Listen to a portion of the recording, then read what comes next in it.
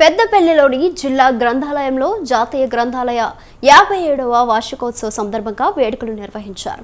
పేద విద్యార్థులకు అన్ని రకాల పుస్తకాలు అందుబాటులో ఉంచుతామని గ్రంథాలయ చైర్మన్ అన్నయ్య గౌడ్ అన్నారు.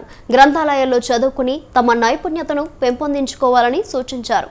పెద్దపల్లి జిల్లా కేంద్రంలో గ్రంథాలయానికి సొంత భవనం లేకపోవడంతో మంత్రి శ్రీధర్ బాబుకు విన్నవించుకున్నామన్నారు. మంత్రి చొరవతో 6 కోట్ల రూపాయల నిధులు భవనానికి ఏర్పాటు చేశారని అన్నయ్య గౌడ్ తెలిపారు.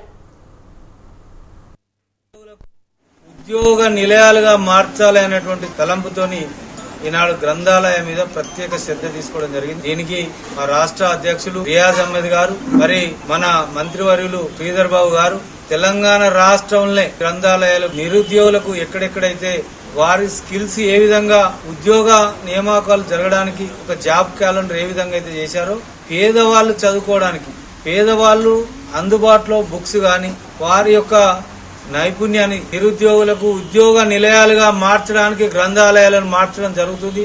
కానీ శ్రీధర్ బాబు గారితో గ్రంథాలయం బిల్డింగ్ నిధులు మంజూరు చేసి ఫౌండేషన్ వేసిన రోజే మరి ప్రమాణ స్వీకారం జరగాలంటే దానికి వెంటనే స్పందించి మంత్రి గారు స్పందించి మరి 4 సార్లు ముఖ్యమంత్రి